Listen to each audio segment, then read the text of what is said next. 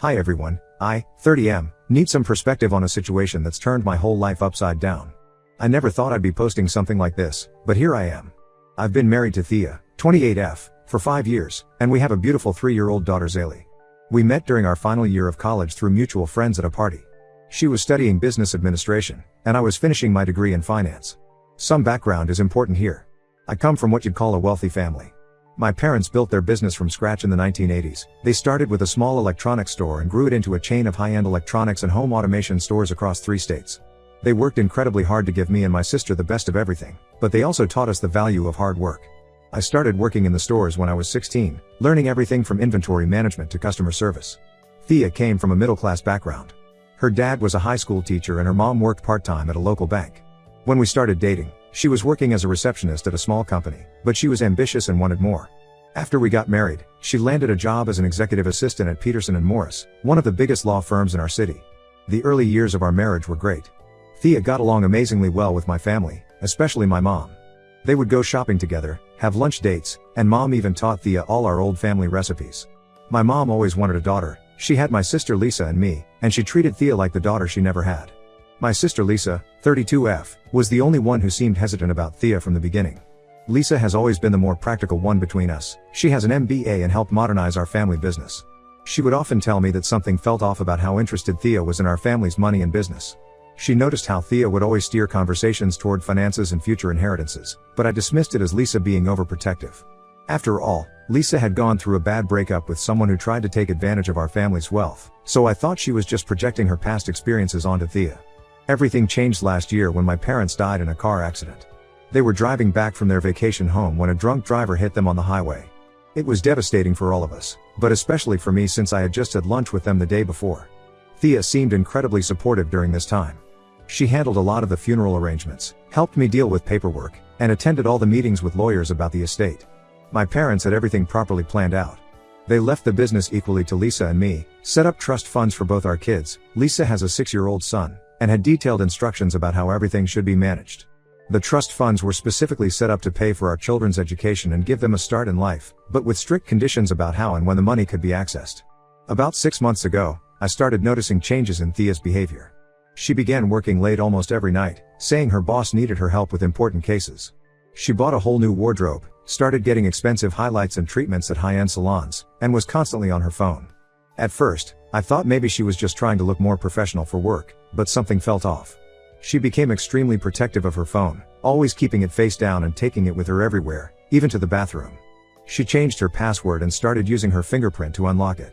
When I mentioned this change casually, she got defensive and said she needed privacy for work-related matters. The real red flag started when she began pushing for changes to our financial arrangements. She suggested we should move the inheritance money from my separate account into our joint account to simplify our finances and make things easier to manage. When I hesitated, she started guilt-tripping me, saying I didn't trust her and that married couples shouldn't have separate finances. Then she started insisting that we should add her name to Zaylee's trust fund account. She claimed she was worried about Zaylee's future if anything happened to me, but this made no sense because the trust fund was already legally protected and set up specifically for Zaylee. My parents' lawyers had structured everything carefully to ensure the money would be used only for Zaylee's benefit. What really bothered me was how Thea started criticizing my sister's role in the business. She kept suggesting that Lisa had too much control and that as my wife, she should have more say in how things were run. She even tried to sit in on business meetings, claiming she wanted to learn more about the family business. Lisa pulled me aside after one of these meetings and told me that Thea had been asking strange questions about our banking arrangements and company accounts. Last month, everything fell apart. I was working late at our main store location, finishing up some inventory reports, when Thea's boss's wife Jennifer came to see me. She introduced herself and said she had something important to show me. Jennifer had discovered that her husband Felix, 42M, was having an affair with Thea for the past 8 months. She had evidence, text messages, hotel receipts, photos of them together at restaurants, and even pictures of them kissing in his car. But what made me sick to my stomach were the emails Jennifer found. Thea and Felix had been discussing plans to get access to my inheritance money. Thea told him she was working on convincing me to move everything to joint accounts so she could access it easier when the time comes. They even joked about how naive I was for trusting her so completely. I couldn't sleep that night, but I didn't confront Thea immediately. The next morning, I met with our family lawyer. He reviewed everything and explained that while Thea couldn't touch the trust fund because of how my parents set it up, any money I moved to joint accounts would be considered marital property and she'd be entitled to part of it in a divorce. He also helped me look through our bank statements, and I discovered Thea had spent over $50,000 from our joint account in recent months on hotels, shopping sprees, and gifts, presumably for Felix. I spent that day moving all my personal money out of our joint accounts, leaving only enough for regular household bills. I changed all my passwords, contacted a divorce lawyer, and started gathering important documents. When Thea couldn't access the main accounts that evening, she completely lost it. She called me at work screaming about how I had no right to cut her off and demanding I give her access again. That's when I confronted her with everything I knew. At first, she tried denying it all, claiming Jennifer was lying because she was jealous of Thea's close working relationship with Felix. But when I mentioned the emails and bank statements, she broke down. Instead of apologizing, she turned it around on me. She blamed me for being too focused on the business after my parents died. She said Felix appreciated her in ways I didn't, and that she deserved access to my family's money because she had supported me through my grief. Lisa came over during our argument after I texted her about what was happening. Thea completely lost it when she saw her. She started screaming at Lisa, calling her a controlling witch who had always been jealous of her relationship with our mom. She accused Lisa of turning me against her and said she needed the money more than us because she came from a less privileged background. Then she threatened to take Zaylee and make sure I never saw her again if I didn't give her access to the accounts. I told Thea to leave and stay with her parents until we could sort things out legally. She refused at first, saying this was her house too, but left when I mentioned I had copies of all her emails and messages with Felix. Zaylee stayed with me since our house is closer to her preschool, and I've been her primary caregiver anyway since Thea started working late. Thea's parents have been calling and texting nonstop, saying I'm being cruel and should give her another chance for Zaylee's sake. They say everyone makes mistakes and that throwing away our marriage over one indiscretion is selfish. Lisa thinks I did exactly the right thing protecting the money and supports my decision completely. Some of Thea's friends are saying I overreacted and should have talked things through before taking such drastic action. They say I'm being controlling with money and that Thea probably only looked elsewhere because of that. I know she's still my daughter's mother, but I can't trust her anymore after discovering she was basically planning to steal my family's money while cheating on me. Ida for protecting my assets and cutting her off like this? Should I have handled it differently? Update 1. I want to update everyone about what's happened since my last post. Things have spiraled in ways I never could have imagined. The support from my original post really helped me stay strong through what came next, because everything got much worse. The day after I posted, Thea started her revenge campaign. She went on social media and posted a long message claiming I had been emotionally and financially abusive throughout our marriage. She said I controlled all the money, made her beg for basic necessities, and that's why she had to turn to Felix for support. Most of our mutual friends knew this was completely false. They had seen me buy her expensive gifts, watched her shop freely with our credit cards, and knew she had full access to our accounts until I discovered the affair. But what really floored me was discovering that Thea had completely drained Zaylee's college savings account. This was separate from the trust fund my parents set up. It was an account we started when Zaylee was born where we put money every month for her future. Thea took out nearly $25,000, leaving it completely empty. When I confronted her about it, she didn't even try to deny it. She claimed she needed it for lawyer fees since I had cut her off unfairly and left her with no choice. She showed zero remorse about taking money we had saved for our daughter's education. Then came an even bigger bombshell. Thea's best friend Ashley, 29F, came to see me. She was clearly upset and said she couldn't keep quiet anymore. According to Ashley, Thea's affair with Felix wasn't her first one. There had been 2 other men during our marriage, a client at her previous job and a personal trainer from her gym. Ashley had known about both and kept quiet because Thea convinced her it was just harmless flirting and that she needed the attention. Ashley showed me old messages where Thea bragged about getting expensive gifts from these men. She would tell them she was in an unhappy marriage and needed help escaping, the same story she apparently told Felix. One guy had given her a $5,000 bracelet that she told me was a bonus from work. Another paid for a spa weekend that she claimed was a work retreat. The worst revelation came when reviewing the evidence from my divorce lawyer. Thea had been methodically planning this for months. She had secretly recorded conversations between us on her phone, deliberately trying to provoke arguments that she could use in court. She would start fights about money or my work hours, then record my responses. Her plan was to paint me as a controlling workaholic who drove her to cheat. Her messages with Felix revealed their whole scheme. Once she got access to my inheritance, she planned to file for divorce and take half of everything. They had even looked at houses together, planning their future with my family's money. Felix's wife found all these messages on their shared iPad that Thea didn't know about. Thea's parents finally saw her true colors when I showed them the recordings and her messages about planning to take the money. They came to my house to apologize for pressuring me to take her back. Her dad broke down and admitted that Thea had always been manipulative, even as a child. She would lie, scheme, and play people against each other to get what she wanted.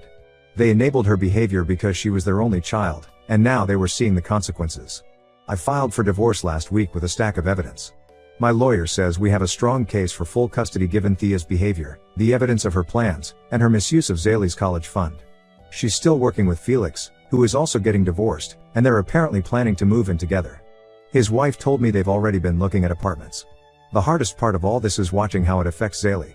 She misses her mom but gets upset during Thea's visits because Thea spends the whole time arguing with me about money instead of paying attention to her.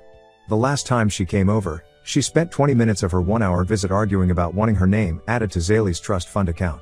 Zaylee ended up crying and asking to go to her room. I've started recording all our interactions because Thea keeps making false accusations. She told her lawyer I yell at her in front of Zaylee, not true, and that I turn Zaylee against her, also not true. The recordings protect me, but it's sad that I need them. My sister Lisa has been my rock through all this. She handles things at the business when I need to deal with lawyers or take care of Zaylee. She was right about Thea from the start, and I wish I had listened to her instincts years ago.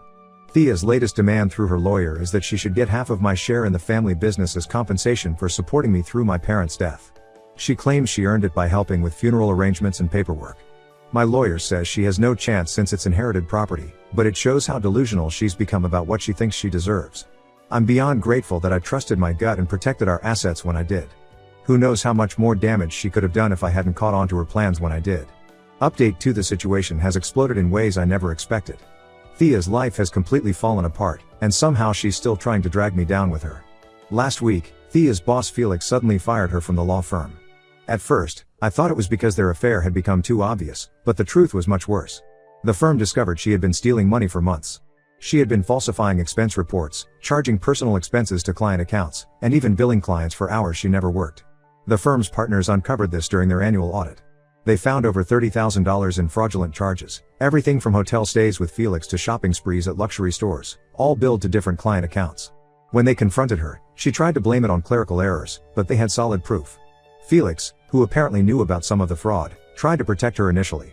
But when his wife threatened to expose his own misconduct at the firm, apparently he had been overbilling clients for years, he quickly threw Thea under the bus to save himself. The firm reported Thea's theft to the police but kept Felix's issues internal to avoid embarrassment. Thea showed up at my house at midnight, completely hysterical. She admitted everything, how she had been stealing from the firm for over a year to maintain her lifestyle with Felix. She said it started small, just charging a few personal meals to client accounts, but grew as she got bolder. The expensive salons, shopping sprees, weekend getaways with Felix, it was all paid for with stolen money. Then came an even bigger shock. The police investigation into her bank records revealed she had opened several credit cards in my name without my knowledge. She had somehow gotten hold of my social security number and other personal information, probably from our tax documents, and applied for cards online. She racked up over $45,000 in debt buying gifts for Felix and staying at luxury hotels. She even booked a vacation for them using my information, a 2-week trip to Europe they were planning to take after she left me. The trip was scheduled for next month, and she had already put down $15,000 in deposits using my fraudulent cards. My sister Lisa did some investigating and made a disturbing discovery. This wasn't Thea's first time doing this. She found Thea's previous boyfriend from before we met. Apparently, Thea had maxed out his credit cards and disappeared, leaving him with over $20,000 in debt. He never pressed charges because she threatened to tell his religious family about personal information she had on him. This explained why she was so eager to date me when we met. She was looking for her next target.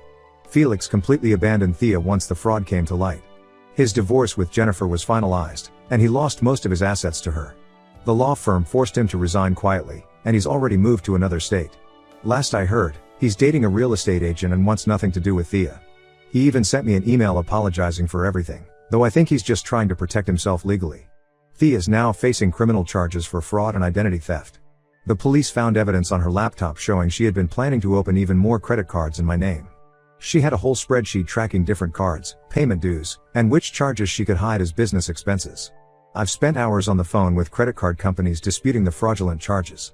My lawyer says this strengthens our divorce case significantly, but also means I might never recover the money she stole since she has no assets of her own. The saddest part is explaining all this to Zaylee.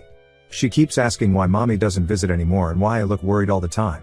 How do you explain to a 3-year-old that her mother cared more about money and her boyfriend than her own family? Thea's parents have finally stopped defending her. They're now just focused on trying to keep her out of jail and get her psychiatric help. Her dad told me they had ignored signs of her problematic behavior since she was young, always making excuses for her actions. Now they're facing the reality that their daughter might go to prison. The divorce proceedings are moving forward, but it's complicated by the criminal charges. My lawyer says we need to wait and see how the criminal case plays out before finalizing anything. Meanwhile, I'm working on rebuilding my credit and protecting Zaylee from as much of this mess as I can.